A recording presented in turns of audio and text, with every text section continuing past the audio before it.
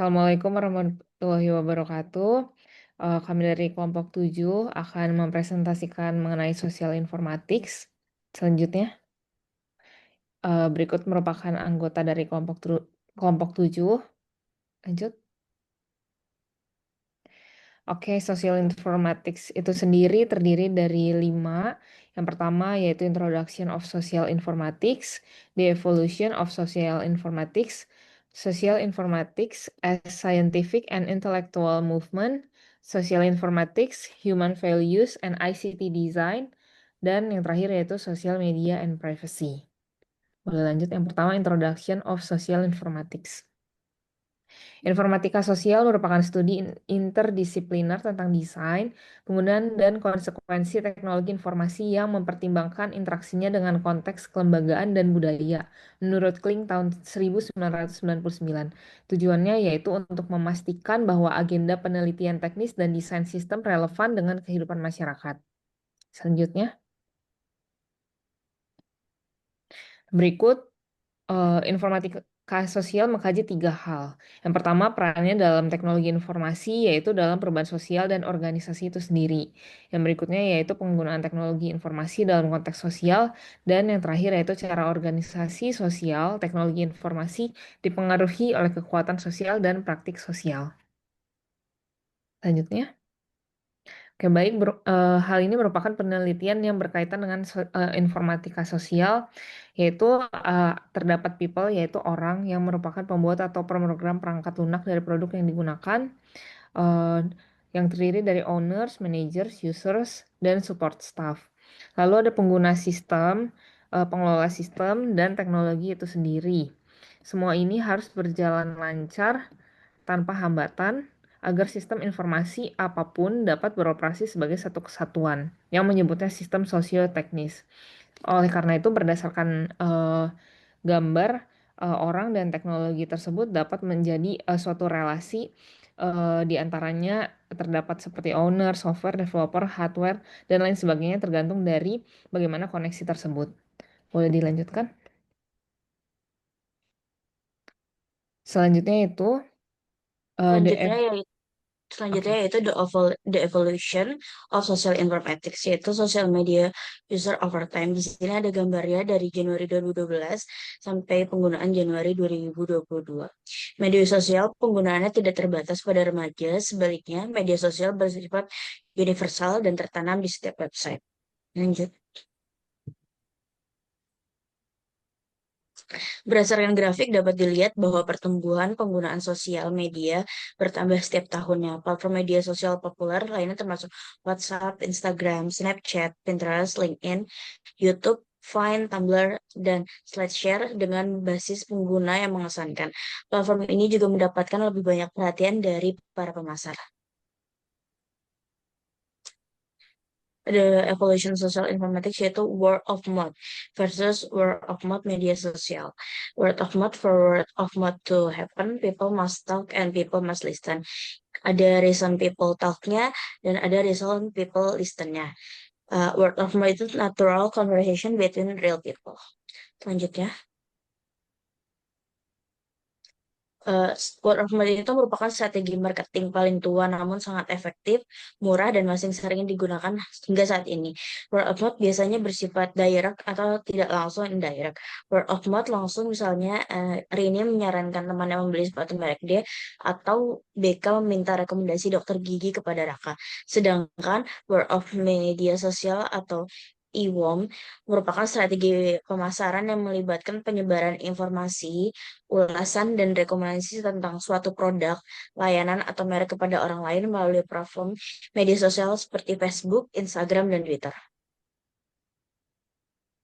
Dalam arti luas, pemasaran dari mulut ke mulut mencakup antara lain, pertama, memantau apa yang dibicarakan untuk tujuan pemasaran, kedua, terlibat dalam diskusi terkait merek dan produk, ketiga, menyusun strategi komunikasi yang memungkinkan fenomena alami dari mulut ke mulut itu dimanfaatkan dan ditingkatkan, mengidentifikasi influencer dan orang-orang yang dapat dilibatkan dalam berbagi cerita.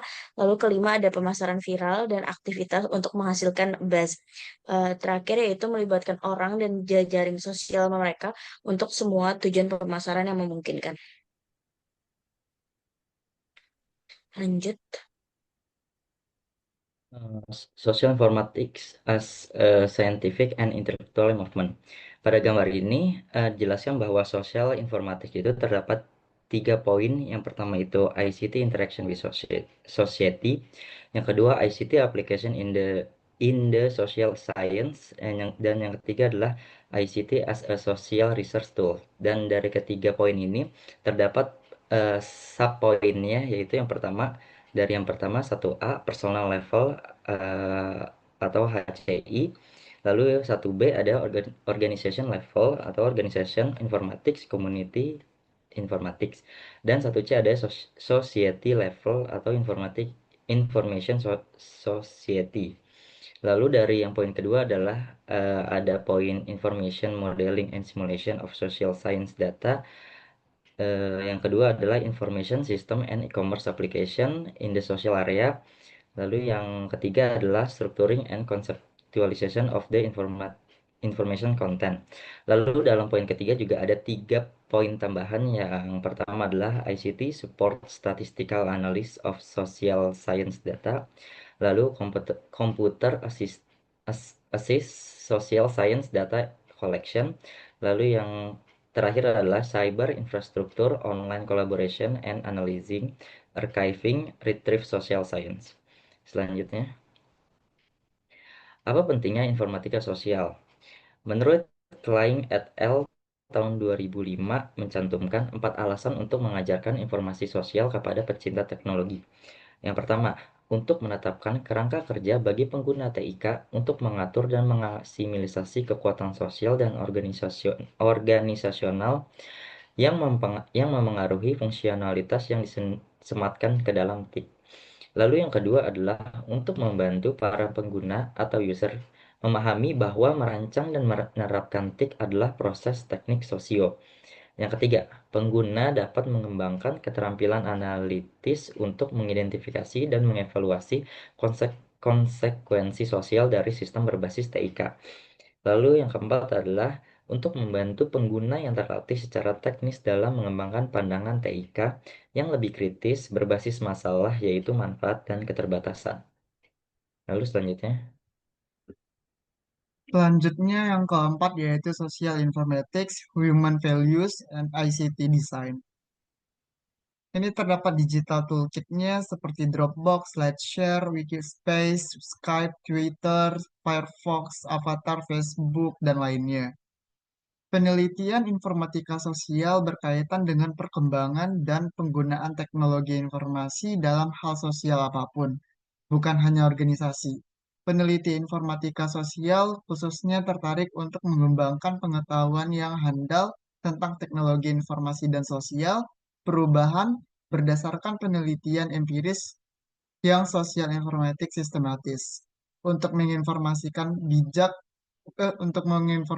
baik kebijakan publik masalah dan praktik profesional. Konsep dan analisis diterapkan untuk memberikan peningkatan pemahaman tentang desain, penggunaan, konfigurasi, dan atau konsekuensi TIK sehingga SI benar-benar dapat diterapkan untuk masyarakat luas dan dapat memenuhi fungsi yang dimaksudkan. Selanjutnya untuk pada Mas Vincent. Baik, terima kasih. Kita sampai di social media and privacy. Dan sebelum membahas tentang perlindungan privasi, kita harus mengenal terlebih dahulu apa saja bentuk isu privasi di media sosial belakangan ini. Yang pertama terdapat pengumpulan data pribadi, baik itu lokasi, preferensi, ataupun aktivitas. Dan yang kedua terdapat penyalahgunaan data untuk iklan atau penjualan, walaupun kebanyakan dari hal ini itu terjadi ketika sudah tertulis ya di terms and conditions saat kita mau melakukan atau memakai suatu service tertentu. Misalnya saja yang secara legal yang dapat menjual data kita itu contohnya adalah Google ya, di mana mereka dapat dengan bebas untuk menjual data walaupun memang diprotek dari segi password ataupun email ya, tapi tentunya mereka akan merekam aktivitas kita dan itu bisa diperdebatkan apakah itu sebuah isu atau tidak jika sekelas Google yang memakai. karena mereka juga memberikan kita banyak service secara gratis, dan untuk mempertahankan company mereka tentunya mereka perlu untung, di mana mereka melakukan, kita bisa bilang sebagai suatu trade off ya, dimana kita memakai service mereka secara gratis dan kita membayarnya dengan cara kita memberikan aktivitas kita gitu, sehingga mereka bisa mempelajari bagaimana aktivitas konsumen itu biasa berlangsung. Kita bisa sebut sebagai user journey ya. Kemudian terdapat kebocoran informasi atau peretasan akun. Ini terjadi bila sebuah service itu dibuat dengan tidak dengan best practice, dan ini sangat-sangat sering terjadi ya, karena kita biasa sebagai orang awam ketika memakai suatu service, misalnya ada web service, kita hanya centang-centang aja terms and conditionnya lalu setuju, dan kita nggak tahu apakah suatu service atau web ini itu sudah tersanitasi dengan baik dari security ataupun tingkat kepercayaannya ya. Dan yang terakhir, terdapat jejak digital yang sangat sulit dihapus. Ini terjadi karena ketika suatu hoax ataupun suatu hal yang isunya adalah awalnya itu untuk private, jika tersebar, itu sangat mudah diklon oleh orang-orang yang punya akses ke jejak digital tersebut, sehingga untuk melakukan tracing itu sangat bisa dibilang tidak mungkin untuk dihapus secara total ya. Dan ada satu hal lagi yang tidak ditulis di sini, tapi semua hal ini itu bisa di-collect dan dibuat untuk training AI. Jadi untuk generative AI belakangan ini banyak sekali melakukan training ya dengan data-data, contohnya di Reddit, di mana orang-orang sangat bebas di situ untuk mengutarakan perasaan mereka ataupun pemikiran mereka, dan itu adalah bahan training untuk AI itu sendiri. Oke, jadi terdapat dampak positif dan negatif di sini. Yang positifnya adalah tentunya dengan sosial media komunikasi akan menjadi sangat mudah ya. Kita juga dapat melakukan personalisasi konten, dan juga itu juga menjadi suatu peluang bisnis yang sangat besar. Dan ini sangat besar ya, apalagi di zaman digital saat ini. Negatifnya, tentunya kita akan kehilangan privasi dan akan rentan terhadap penipuan, cyberbullying, ataupun pencurian identitas. Dengan deepfake yang sangat berkembang, tentunya kita perlu suatu security yang ditingkatkan ya, untuk melakukan bagaimana caranya kita bisa menanggulangi pencurian identitas tersebut. Oke. Tantangan dan masa depan kita ya. Dan di sini terdapat gambar terhadap peran PR pemerintah melalui media sosial ya. Dan salah satu tantangan dan masa depan kita, yang pertama regulasi perlindungan data, GDPR, UU PDP Indonesia, itu tentunya harus ditingkatkan ya. Dan satu sisi, ketika pemerintah sudah turun tangan ya untuk melakukan perlindungan data, saya rasa itu masih belum cukup ya. Itulah kenapa kita juga harus sebagai pengguna harus sangat bijak untuk menggunakan sosial media. Artinya kesadaran kita harus ditingkatkan secara pribadi. Dan yang ketiga, terdapat pengembangan enkripsi dan keamanan data.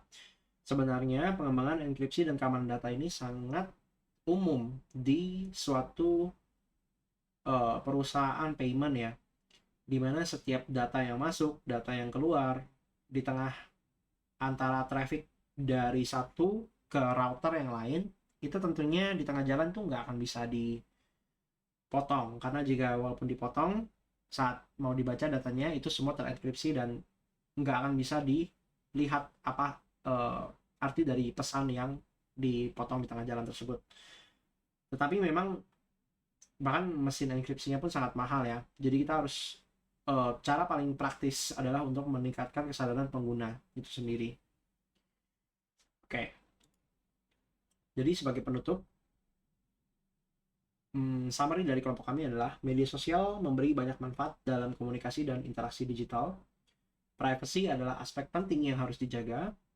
Kesadaran pengguna dan pengaturan keamanan akun sangat diperlukan. Dan tentunya yang terakhir, bijak menggunakan media sosial. Dan itu sama dengan menjaga keamanan data pribadi. Berikut referensi yang kami pakai untuk membuat presentasi ini. Baik, terima kasih banyak dan sampai jumpa.